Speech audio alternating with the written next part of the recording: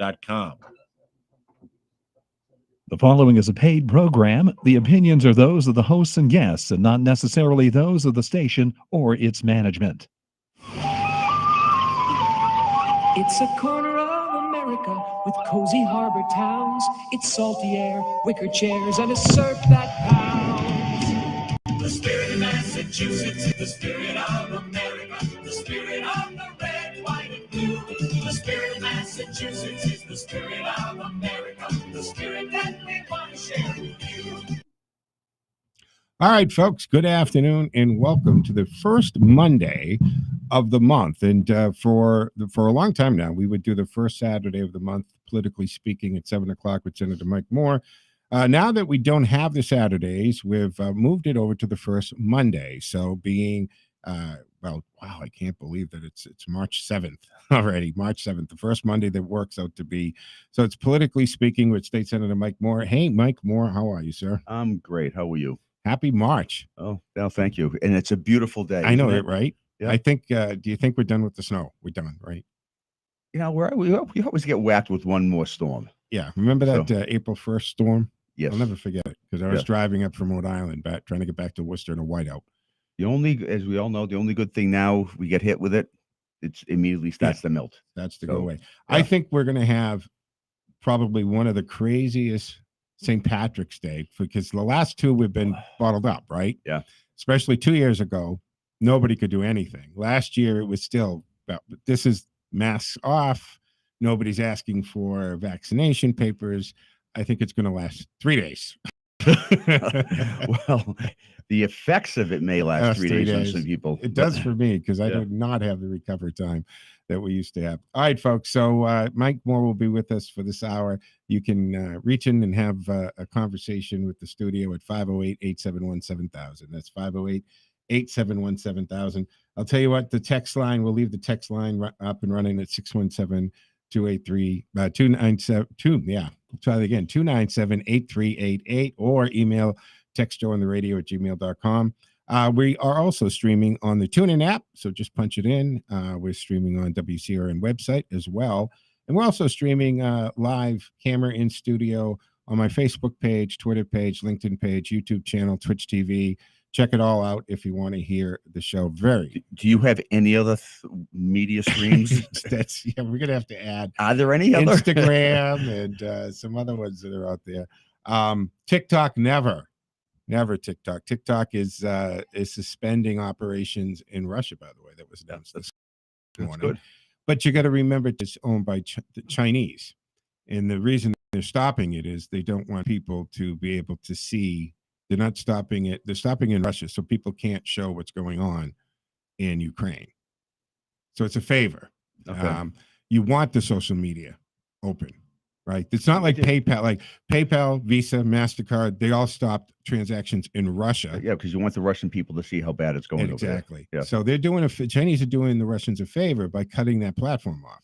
So now TikTok can't get in Russia, and you can't see civilians being bombed in Ukraine. No, you got my ignorance to this whole process. Now, didn't Elon Musk just turn on Starlink?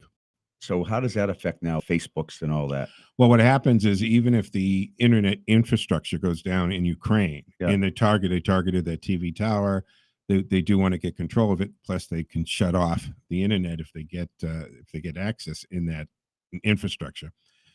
The Starlink is a series of satellites just encompassing the Earth. And when he turns those on, he just launched another one this morning. Yep. I think it's 47 satellites. And you have satellite internet. There's no infrastructure on the ground that you can turn off. You'd have to shoot the satellites out of the air. So that means everybody in Ukraine, Poland, Lithuania, or the whole What about area. Russia? Russia too. Okay. Yeah. So he can't stop it. He can't stop it because they're not going through the internet. They're not going through towers. They're not going through servers or server farms. It's directly linking to the satellites above, which then are connecting to servers way out of his reach. Okay. So that means that internet is available, and obviously he's not normally when Starlink turns on, you pay a subscription fee, just like you do your normal, and you can get, I think there's 2 tiers, the personal level use and the business level use, which gives you much more data and faster. And these satellite link ups are going to be faster than anything you have at home. Any Infinity or fiber optics, Starlink is faster. Uploads and downloads. Okay. Right. And eventually the whole planet will have it, which means you could be in the middle of the rainforest, the Pacific Ocean, a desert island, doesn't matter. You'll have internet, which means you have phone service, which means you have everything eventually. So we'll be. So it's going to be the same coverage as almost like these satellite phones that were these. It's sat phones. It'll be equivalent to having the sat phones, right? Where you're going through a satellite, not any ground infrastructure. Okay. Well, that's good. So he's turning this on free for that area. Not just for the Ukrainians to be able to post, because you're going to remember, right? President Zelensky, they're playing whack-a-mole here, right? They're hiding him and keeping him safe, and he'll pop up and he'll do a video, a post, social media post, crying, doing the rally cry and talking to his people, keeping them motivated, and then disappear again. And the people are in the middle. I mean, there's so many video clips I've seen now where someone's talking either to a news outlet or they're just posting, and all of a sudden a bomb hits and the building is collapsing above their head. Yeah. People are starting to see that. They want to make sure. Putin does not want the people of Russia to see that. He does not want them to see civilians being targeted or the maternity hospital. Or even some of the deaths that their own troops are experiencing. Mm-hmm. So you hear the numbers that the Russian Federation is putting out, and then you hear the numbers that are coming from NATO or the Ukraine, and they're vastly different. I think they've got NATO or the Ukraine has it up to 10,000 losses for the Russian troops. Yet I think they're only putting out 600 and something. So it does show you the magnitude of the deception that goes on. Oh, absolutely. I mean, Russia's propaganda is incredible. Here's Putin and his machine telling the Russian people that they need to do this with Ukraine to denazify it. and here you have a Jewish president elected democratically with like 80% of the vote. Yeah. But they got to denazify. It's so ludicrous. It's funny if it wasn't people dying horrible deaths. Well, and the sad part about it too is I don't think a lot of people, which I don't know if it speaks for our education system or not, but I don't think a lot of people really remember back or think back to what were the provocations or the initial actions of Hitler. Yeah. Hitler went into Austria under the same thing. Yeah. And he had the same kind of rhetoric about having to cleanse something and take. Well, they're really Germans. They want to be. And it is also interesting, sadly, that here you have Putin telling his people we're going into this country because we have Russians that want to be part of Russia again. I was going to say the Soviet Union. I know, right? Yeah. Yeah. And then he's bombing them. Yeah. Well, and then we're getting the reports that, you have these cluster Russian soldiers like Belarus who went there and were told they were on military exercise training and then go in there. They weren't even told what they were doing till they're already invading Ukraine. And as far as the soldiers are concerned, they're fighting brother against brother, cousins, right? Yeah. They have grandmas in their way. And they weren't told this. And we've intercepted the communications going back where soldiers are getting back to their parents and their mother and father and saying, I don't want to be here. They didn't tell us what we're doing. Right. Grandma's over here. Our cousins are over here. And he's having people fight their own people. And they didn't even know this. And then this convoy just got stuck. I was watching one commentator, a former three-star general, saying that Putin really thought that he was going to do this in 3 days. And that's why they sent 3 days worth of fuel and food. And now that convoy has been sitting there without food and fuel. And then the tires are blowing because they didn't do the maintenance on the vehicles. It's crazy. But we got to take a quick break at 14 and a half minutes after the hour. You're listening to Politically Speaking with Senator Mike Moore. 508-871-7000 to join the conversation. That's 508-871-7000. Mark, you're up. When we come back on the other side, you'll be the first caller with Senator Mike Moore on Politically Speaking.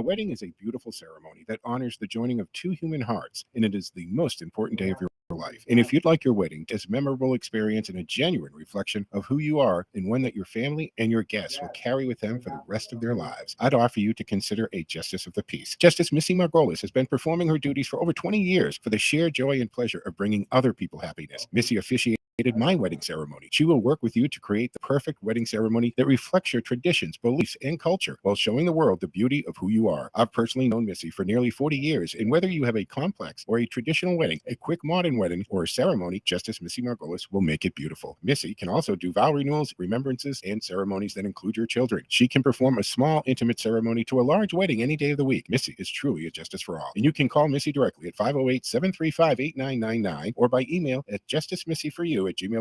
Justice Missy, number 4, letter U @gmail.com. And of course, you can click a justiceforall.com. Again, justiceforall.com. Hey folks, Joe Mangiacotti here, and I have recently purged and refreshed with new furniture and most importantly, a new bed. We spend about a third of our life on our mattresses, and it's so vital we have the right one, and we don't break the bank to do that. I first bought a mattress from the big store the brothers used to own, and a power base that moved the head and feet, and then I met John, and I checked out his showroom at 50 Main Street in Ashland and online at boxdropmiddlesex.com, and ended up with a better mattress, a power base that also heats and massages, all for less than half of what I was going to spend at the other place. Boxdrop is a discount mattress store, and John specializes in clearance and close, and he buys directly from the manufacturer with a low overhead and just family employees passing the savings on to you, and you can see it reflected in the price every day. Click boxdropmiddlesex.com or call John on his cell. This is his cell number, 508-579-9303. That's 508-579-9303. And you can find John on Facebook at Boxdrop Middlesex. John loves referrals, and this is the best referral I've given so far this year. Dropboxmiddlesex.com.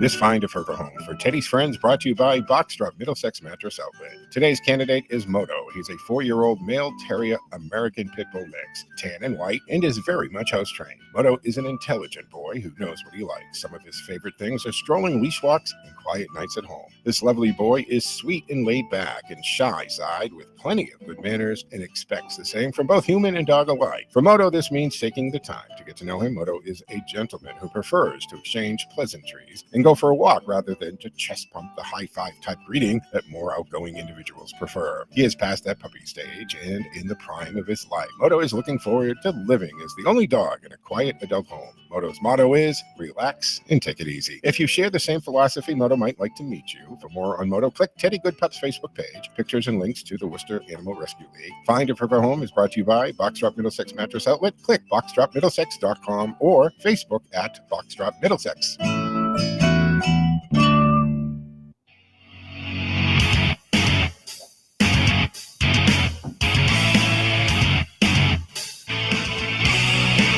All right, folks, welcome back to the second segment of the Monday edition. This is Politically Speaking. The first Monday of the month going forward will be Politically Speaking with Senator Mike Moore. 508-871-7000 and join the conversation. That's 508-871-7000. Let's jump to the phones. Mark in Worcester's been waiting. Mark, you're on with Senator Moore. Good afternoon, sir. Good afternoon, sir. Good afternoon, Senator. Good afternoon. I hear on the media that the State House was closed down for, I believe, 700 days? Yeah, close to it. Yep. And we're back open again. How did you get anything done if nobody was there? Well, thank God for technology today. We have virtual meetings. The hearings, we had hearings that were conducted virtually. We had session that was conducted through the computers where we would have roll call votes. So we were able to have debates, go through legislation, and when there were meetings that we needed, we were able to do it through the use of different platforms. How much does a senator make a year? State senator. It's like $67,000 a year. Each one is different. Well, the base salary is, I think it's roughly 73. 73. Yeah, I think it's 73. Not a bad part-time job. Well, I wouldn't call. Listen, I wouldn't call it part-time, Mark. If you're out there 7 Yeah. days a week and at night, Yeah. I don't consider that part-time. So you were working virtually. Did you get a virtual paycheck or a real one? Oh, everything was real. You know, I work hard for my money, put in the hours for, and the money came in. If you My were, salary came in the way it should come in. yeah, if you were to take the hours you actually work, office work, district work, meetings and stuff. Oh, people don't realize the amount of hours that you put in during the day, during the mornings, during the workday, then at night, and then on the weekends. Yeah. You know, if you had an hourly rate with overtime and all that, it would, it would be a substantial increase in pay. Yeah. Yeah. So, right. So if you're at $20 an hour, okay, I get what you're saying. So, you know, Yeah. people seem to think that if we're not actually in session, Right. You're not working. that we're not working, but there are 6,000 bills that are have to have hearings. There are the hearings that you have to attend. Then there's the constituent meetings that you have relative to legislation. Then there's Well, you have a district office, right? then I have a district office here that I have someone that handles a lot of that handles the constituent services, Yeah. and that's actually where I was with her before this. Mm-hmm. And then after this, I have to run out to Centros, Las America in Worcester for Mhm. 2:15, and then I've got another 3:00. I have to meet with the Worcester Housing Authority. Then I got a 4:30 meeting. So it's, when Right. you see that little blurb in the paper that they were only in session 70 days or 80 days, Well, that's the actual time on the floor. right? That you That's exactly. And to be quite honest with you, I'd rather the legislature spend less and less time actually on the floor voting and doing the other constituent work and not passing more bills unless they're good bills. But there's so much to go into the passing of a bill, right? Those Yeah. hearings, because you're going to have the hearings in both chambers. And It then has to pass both chambers. You got to investigate what the bill means. Well, and then you're meeting with the people who are advocating for the bill, and you're meeting to the opposition, Yeah. and you're trying to find out if there's ways that Both you sides can can get happier. right. We can tweak the language so that we accomplish what the bill is The meant to spirit of the accomplish. bill gets there, but yeah. And sometimes too, when you're meeting with people who advocate for legislation, Yeah. and yet sometimes you have to be the person who delivers the bad news. Yeah. That the intent of what your legislation is good, but sometimes when you put it down into writing to get to there, the intent is good, but to get there by the means that they're proposing doesn't actually accomplish what they want to accomplish by the legislation. Right. That's the toughest part. Right. And you've got to be the person in front of that family that's been working maybe to get because some of these bills that have passed, right? You've got they come out of tragedies sometimes. Well, Nikki's right? Law. Nikki's Law. There you There's one. Explain that. To people. So that was a constituent who contacted my office, whose son was abused at the hands of an employee of a developmental disability provider.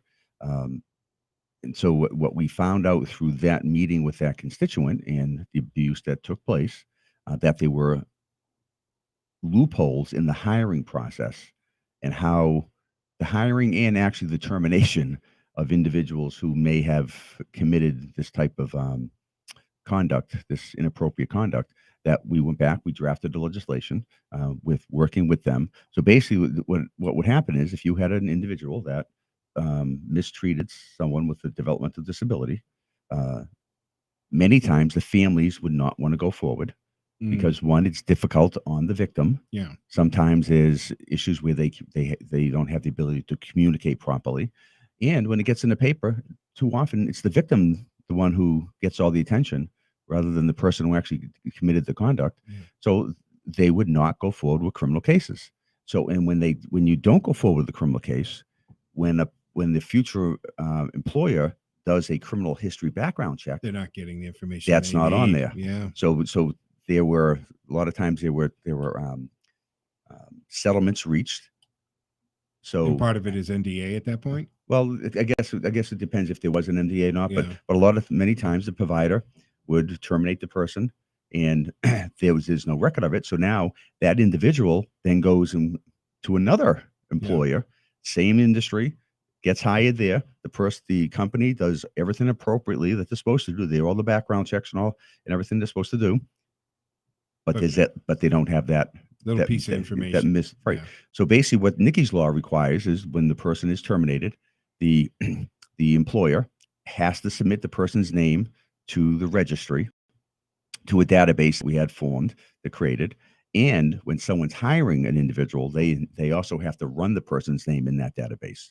So they're not dependent upon a criminal history check anymore. They still do the criminal history check as part of their normal course, Right. but now they get this added step of running it through this more administrative type process. And when you look back at that, it seems like a common sense thing that people would keep this record of it, because if they weren't formally charged, therefore never arrested, there was never a docket number, et cetera, when you do a criminal background, that's not going to show. That data doesn't come up.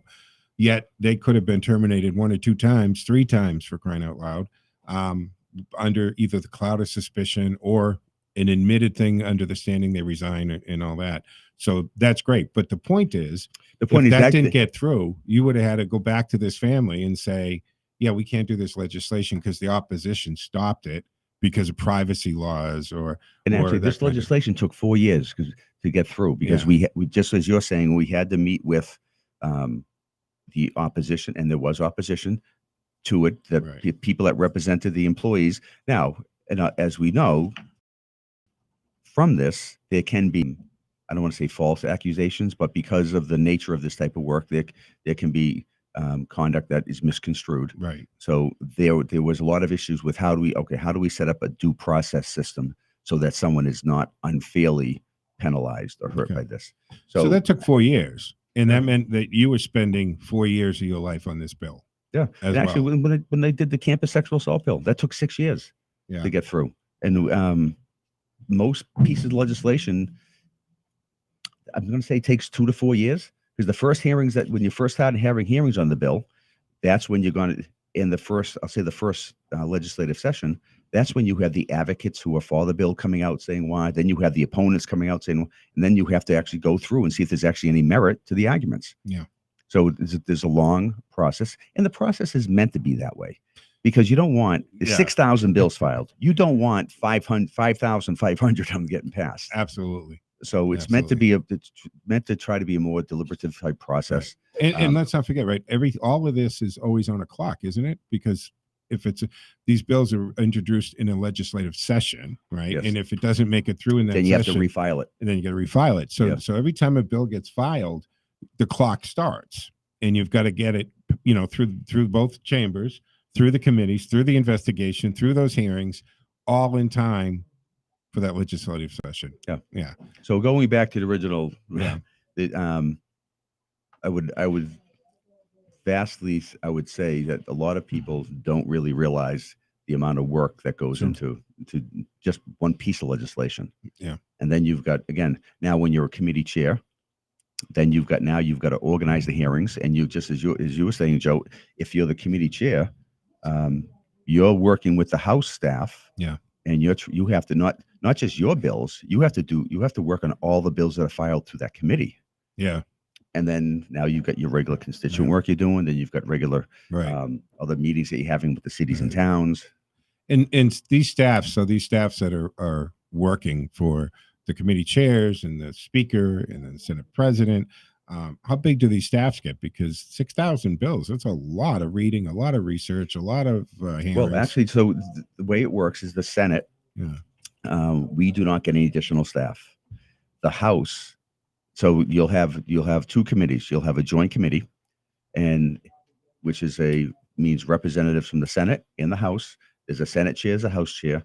The House actually gets the additional staff that does the research. Now, in the Senate side, what we will have to do is on the bills, with my existing staff, we will have to go through and do whatever research we want to do on it. So we don't get any additional staffing out of that. Okay. All right. We're going to have to take a break here. When we come back, Senator, let's get on to the COVID-19 budget, because there were some changes or updates to that. So we'll talk about that on Politically Speaking with State Senator Mike Moore. As we're going forward with the new hours for the Joe Mangiacotti Show, we will have Politically Speaking and Senator Moore in on the first Monday of every month. So it being the first Monday of March, here we are. 508-871-7000 to join the conversation. That's 508-871-7000. If you'd like to ask the senator a question or get in on the conversation, you're welcome to do so. Stick with us. We'll be back on the other side with Politically Speaking.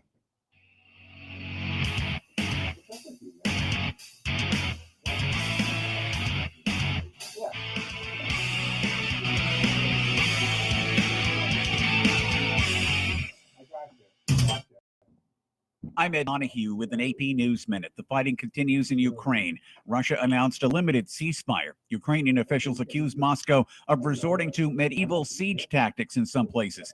Ukrainian President Volodymyr Zelensky told ABC News through an interpreter, it's hard to figure out what Vladimir Putin is thinking. Start the dialogue instead of living in the informational bubble without oxygen. I think that's where he is. He is in this bubble. He's getting this information, and you don't know how realistic that information is that he's getting. Russia has grown increasingly isolated in the face of punishing sanctions. The two sides held a third round of talks today, with an advisor to Zelensky reporting little progress had been made on the matter of safe corridors. In Kyiv, soldiers and volunteers have built hundreds of checkpoints, often using sandbags, stacked tires, and spiked cables. In Kharkiv, the second largest city, heavy shelling slammed into apartment buildings. I'm Ed Donahue. Paid for by Christian Care Ministry. Let's see, if something costs less, but people are happier with it, that sounds like something to look into, and that's MediShare. Maybe you've heard switching to MediShare to pay for healthcare can save the typical family $500 a month, and that's huge, but it's also true that people are way more satisfied after making the switch, too. The customer satisfaction rate for MediShare is double that of the typical health insurance plan. MediShare works. It's been around for more than a quarter century, and members have shared more than $3 billion of each other's bills. People love having telehealth and a huge nationwide PPO network. So, yeah, you can save a ton and like it better. Imagine being happy with how you're taking care of your health care.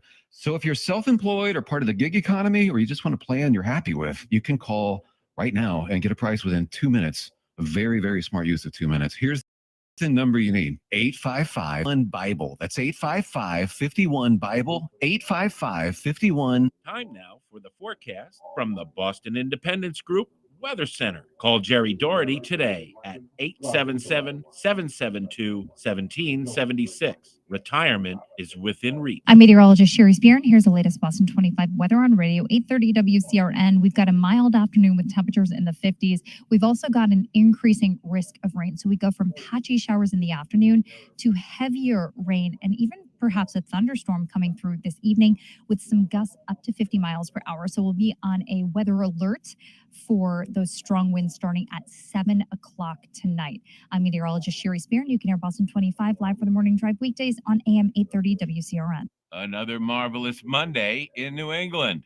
I'm Ted A. Here are some historic facts that happened on March 7th.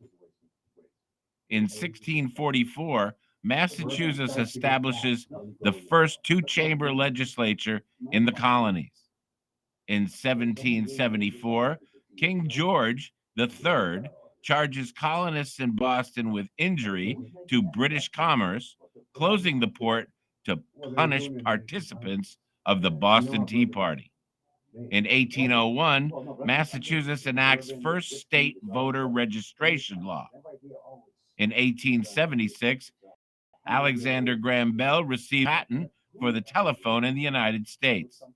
In 1926, the first transatlantic telephone call from New York to London. In 1946, Bikini Atoll is evacuated to make way for a U.S. nuclear test site. The WCRN News is brought to you by John the Roofer, a leader in the roofing and home improvements business for more than 70 years. Call 866-906-ROOF or go to the internet and see johntheroofer.com.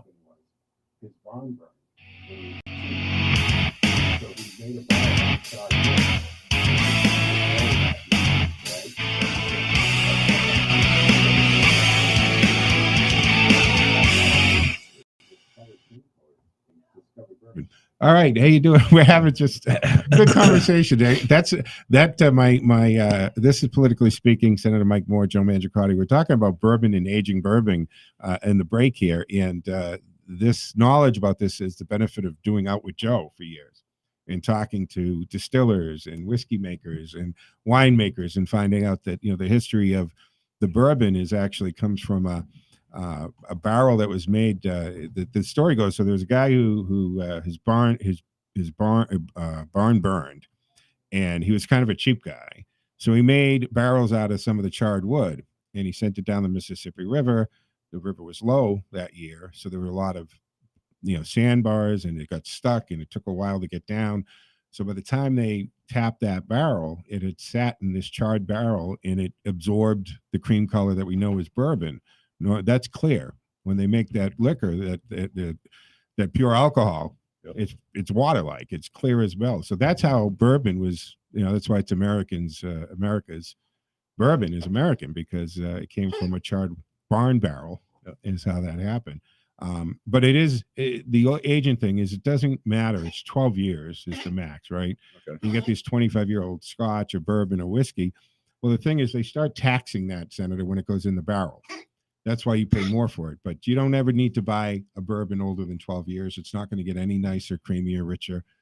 So just to the public, so we were talking in the break, and mentioned that how how you can buy a bottle of alcohol that's 100 years old, Yeah. and I'm like, what company really makes something, for then puts it into years. the barrel and then lets it sit for 100 years. 100 years, yeah. So that's how we got on that crazy. that All right. topic. All right, 508-871-7000 to join the conversation. So just a little on what we passed on. Well, excuse me, what was signed by the governor. Yep. In February was a bill called Nero's Law, and I don't know if everyone remembers the police officer down in New Bedford, Yarmouth, that was killed. Yeah. And his dog, his canine partner, was severely injured. Well, because the law at the time, up until February, until the governor signed this, it prohibited the medical personnel from putting the canine in the ambulance or even providing any sort of medical treatment. So this bill has been, Senator Montigny from that area has been working on this bill for that long. And the governor finally signed it on February 15th. So now, in a tragedy like this, if the canine partner is injured, they can now actually also get some medical treatment from the medical personnel that are there. Yeah. So that's something that passed.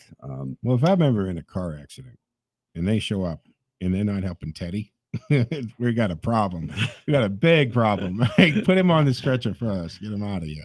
All right, 508-871-7000. So that's great. Nero's Law. So now legally, EMTs, first responders, can help the animal, help the dog. And this had nothing to do with the fact whether it's a police dog, a non-police dog, service dog, it's just that they weren't allowed to treat an animal. Correct. Period. Yep. Okay. And that lifts that, and now they can legally do that, and there's no consequences. If they had treated that dog, what in theory happened? I don't know if the ambulance provider could be sanctioned by public health or what the penalties would have been, but there could have been penalties administered. Got it. Okay. So, all right, 508-871-7000. This is Politically Speaking. State Senator Mike Moore in on the first Monday of every month going forward now with the new hours for the Joe Mangiacotti Show. Let's go to Ken in Bolton, who's been waiting patiently. Hey, Ken, you're on with Senator Moore. You have a question about state taxes. Yes, and before I do, Joe and Senator Moore, I say, Joe, your dog obviously is a Democrat. Because of the blue jacket it's wearing? Well, no, Teddy loves Senator Moore. It's obvious. Because he had Arby's before he came, and it's all over his arms and hands. That's no. Okay. So obviously you're watching us on the stream. I'm sorry, Joe. He does that in Saturday mornings past too. So yeah, yes, he does. He does. Yeah, Teddy loves everybody. He has no political affiliation, although Teddy may vote a couple times, but but he doesn't know that. Should you get another dog, Joe, you're going to have to check the registration papers. Really, absolutely. Teddy's unenrolled. So anyway, I wanted to get on to the topic. Everybody in the state is going to be suffering dearly from obviously gas taxes, just for starters. It's going to be a very difficult year. Yep. And I think the senator has described how the budget's in pretty good shape. Yes. Isn't it time now that the taxpayers got a break, whether it be a gas tax reduction or a sales tax reduction, even if it was just for this calendar year or a certain period of time? Because frankly, there's a tsunami coming in November, Senator. And should you be fortunate enough to be reelected, there are going to be fewer Democrats returning unless you take some steps to protect yourself. But do you think that will apply to the state level in Massachusetts? Yes, because the people that are getting out to vote are going to have one thing in mind: kick the bums out. So you're saying the senator should be less of a bum? I mean, what's No, what I'm saying is that the senator would be looked at more favorably if he would take some action to help us. So are we maybe suggesting that we suspend the gas tax for the fiscal year in Massachusetts? Well, at first I would say, Ken, I think there's a lot of things that we have done that has helped the public over the last year and a half. I'm talking the taxpayers.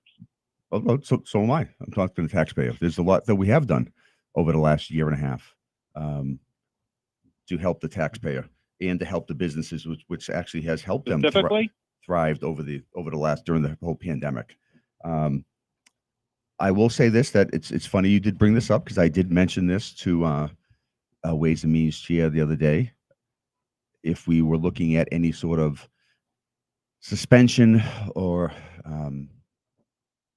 of maybe the gas tax, or looking at maybe something like that because of the pressure we're going to see on fuel over the next several months. What's the Massachusetts gas? 23 cents? It's 23 or 24 cents. All right. Federally, and the federal like 18 cents? Oh no, I think the federal's more than that.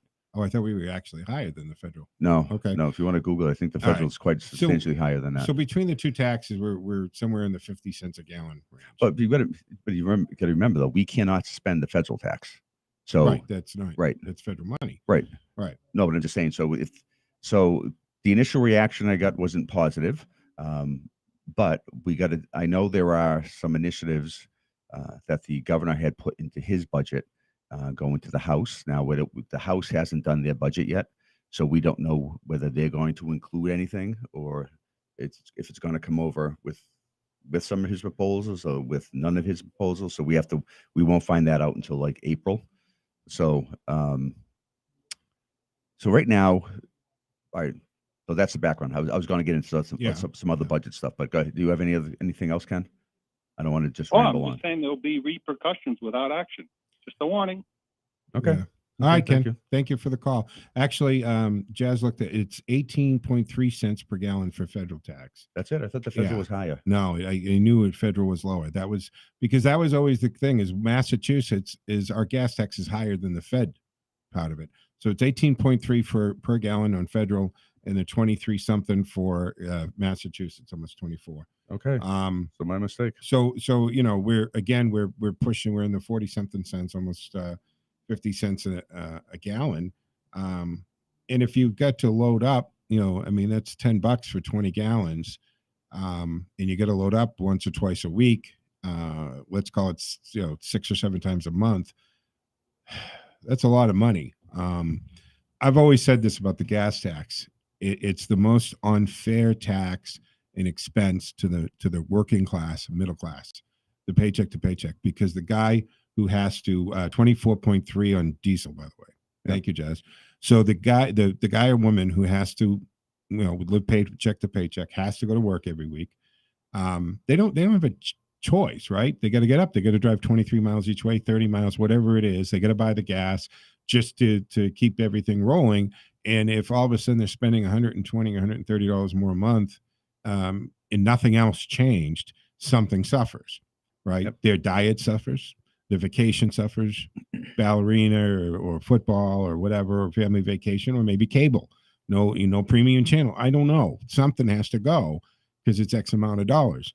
And I think that's the most unfair to the middle class that there is. I've never been a big supporter of increasing the gas tax because it's a term that's used often that it's a regressive tax. Mm-hmm. But the problem we do have with it, now having said that, I haven't been a supporter of raising it, but the problem we have right now is with the gas tax also is that it's a diminishing revenue source. Right. Because as we've seen over the years, vehicles are getting more miles per gallon. Yeah. Now we're going to hybrids and eventually to all electric.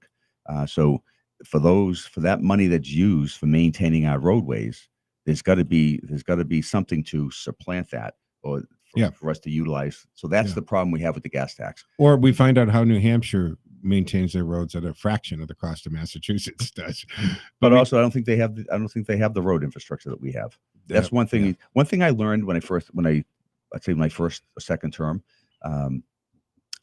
that when we're comparing states for New England, it's probably not the best thing to actually do. The only state in the Northeast that pretty much demographically like Massachusetts is New Jersey. Oh, really? Yeah, we're almost similar in demographics. All right. So lucky us. All right, folks, we have to take a quick break at 45 minutes after the hour here. And Politically Speaking with State Senator Mike Moore, 508-871-7000. Join the conversation. Stick with us. Back in a moment.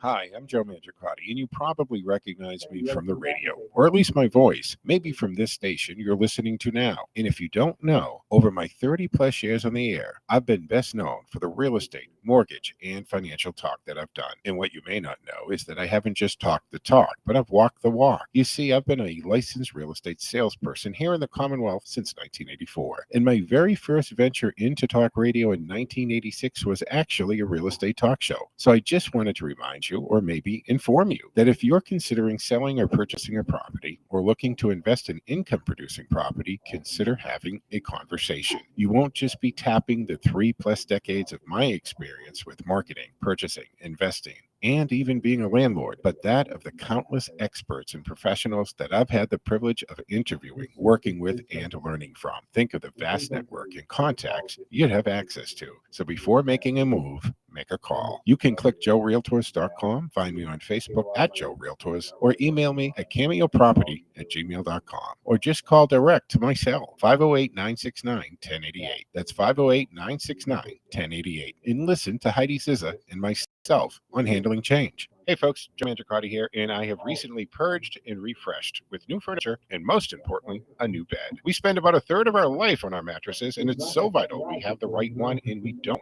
break the bank to do that. I first bought a mattress from the big store the brothers used to own, and a power base that moved the head and feet, and then I met John, and I checked out his showroom at 50 Main Street in Ashland and online at boxdropmiddlesex.com, and ended up with a better mattress, a power base that also heats and massages, all for less than half of what I was going to spend at the other place. Box Drop is a discount mattress store, and John specializes in clearance and closeouts, and he buys directly from the manufacturer with a low overhead and just family employees, passing the savings on to you, and you can see it reflected in the price every day. Click boxdropmiddlesex.com or call John on his cell. This is his cell number, 508-579-9303. That's 508-579-9303. And you can find John on Facebook at Box Drop Middlesex. John loves referrals, and this is the best referral I've given so far this year. Dropboxmiddlesex.com. HP Savings Month at Staples means big savings on great HP products all month. Buy one HP Ink and get the second at 40% off, and experience the outstanding print quality of HP Ink. Ends 4/8. Restrictions apply. See staples.com/HP month. Staples. Make more happen.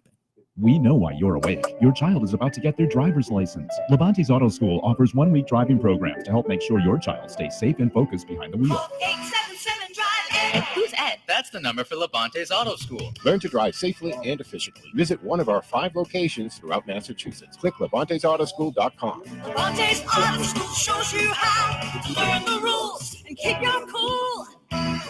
Call 877 Drive Ed. Who's Ed? That's the number for Levante's Auto School.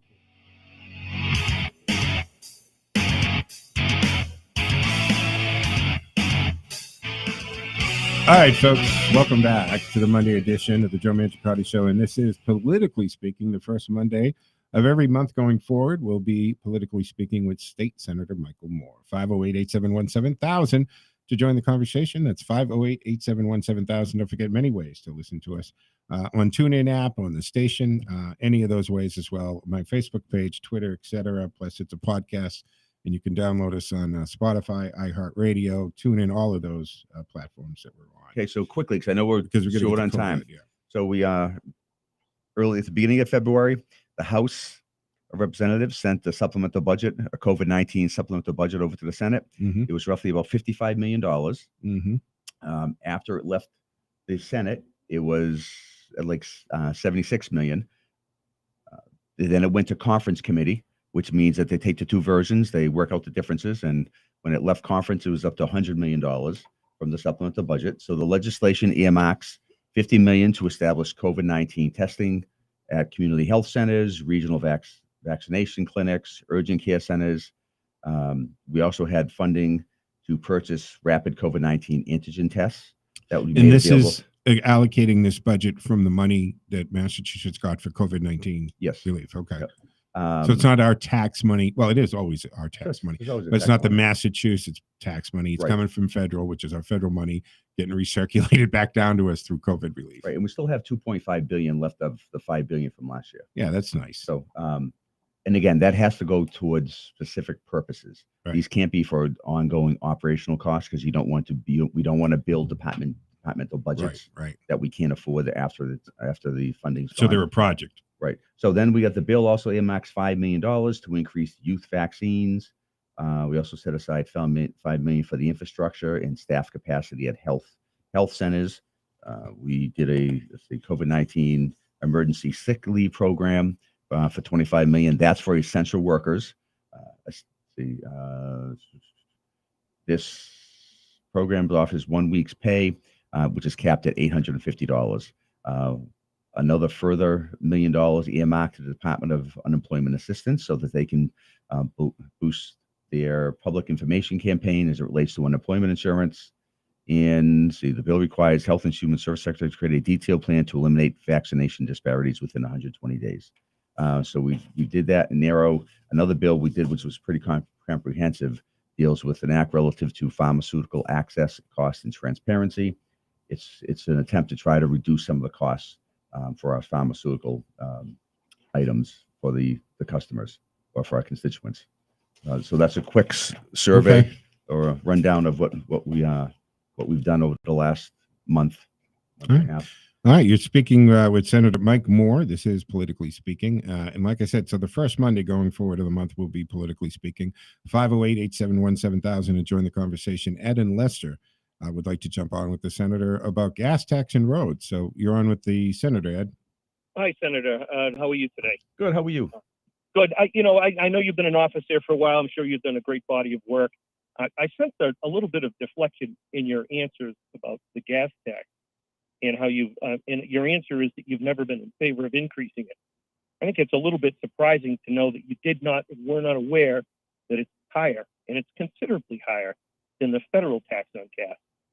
Now, had we not had such crappy roads, I'll ask you this question. Are you aware that the state of Massachusetts makes more on a gallon of gasoline than a gas station does? Than the owner of the gas station? Yes. Yes. I am not in that industry, so I did not know that. So I'll make you aware of it since we're all in the industry of paying that tax. Yep. The industry of paying that tax supposes that the people paying the tax should be necessarily the ones who have some say about whether it should be lowered or raised. I know you've never been in favor of raising it, but for gosh sakes, could you get in the camp of being in the ones who are in favor of lowering it? I guess Ed, the question I have for you is, if we lower the tax, where's the money then going to come in to help? Oh yeah, I'm sure you don't have. And this is my issue with you and the others that run for state office. You think, and this is where your thinking is in direct contrast to the people paying those bills. You think you ain't got enough money, and you're wrong. Well, Ed, we don't have enough money between. I know. Listen, hold on, calm down. Listen, Ed, calm down. Because electric vehicles are going to lower your ability to suck more money out of people. I'm sure you'll find another tax for electric. Well, there's going to have to be another revenue source. Roads aren't repaired just by wishing, putting your hands together and saying, I hope and pray they get repaired. There are expenses. We have to pay the contractors. We have to pay for the material. Those things cost money. And where's the money going to come from? Right. And again, sometimes, and I know this is hard for you to understand because you've been in political office for so long, sometimes the money has to come from reducing the cost of the things that we're paying for. Okay, so my question, Ed, do you want to reduce the cost of school funding? I want to reduce the cost that it takes to produce a mile of road. I don't want my state senator to compare my road in Massachusetts to the easiest thing that's the furthest away, which is New Jersey.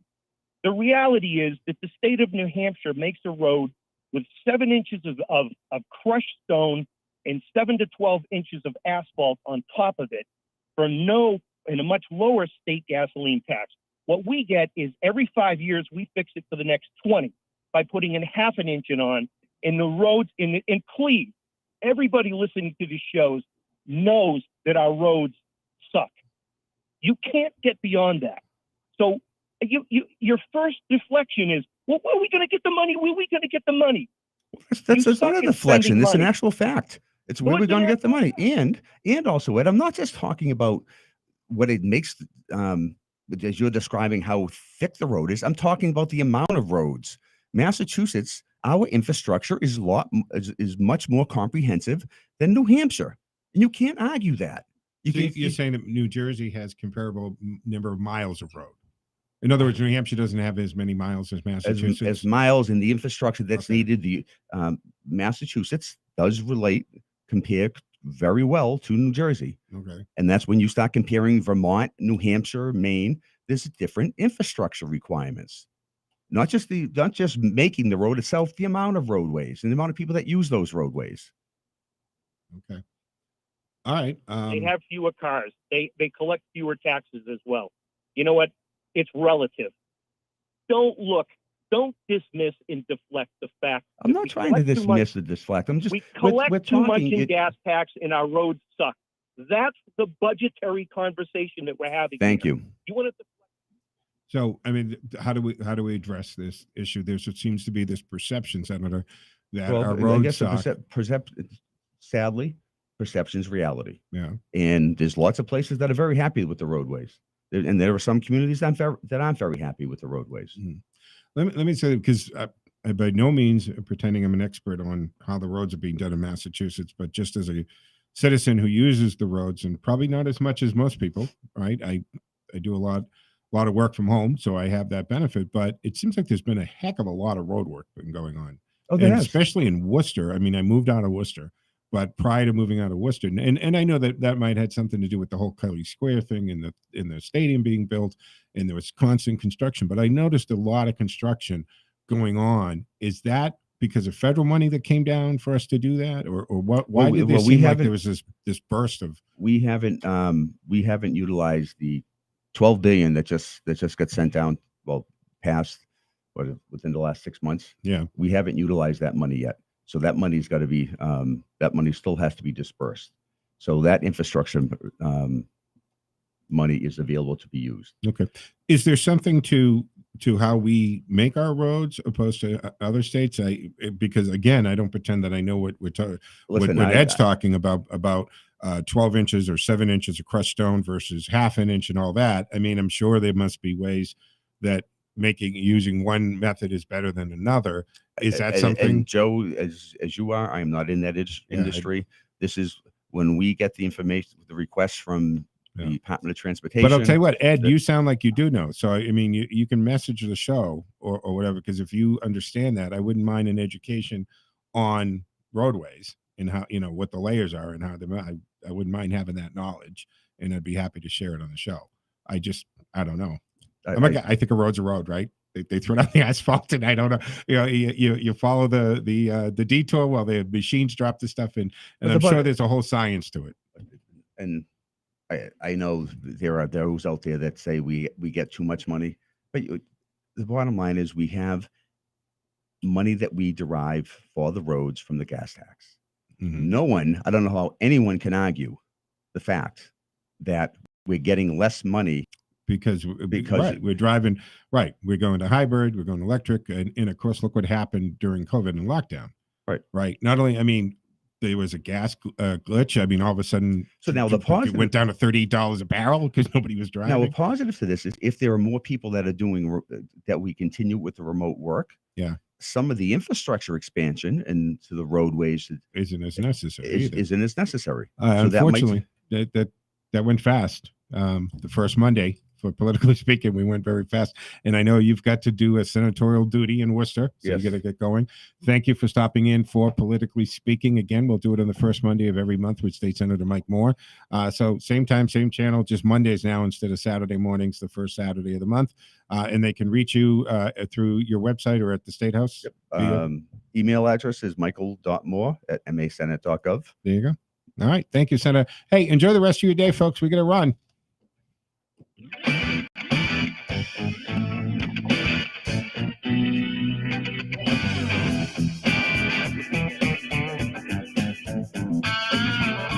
AP News. I'm Ed Donahue. Secretary of State Antony Blinken's message to Vladimir Putin and the war. End it now. Blinken says the Ukraine war is unfairly targeting civilians. Those who are caught in the onslaught by Russia, shelled to death. We see the images on TV of families torn apart. Russia announced another limited ceasefire, but only people in certain cities are being allowed to leave. Olga Okremenko is in Romania now. She got out of Ukraine. Whenever here somebody asks me where I'm from, and I said Kharkiv, the expression, the facial expression was like as if I arrived from Hiroshima. I saw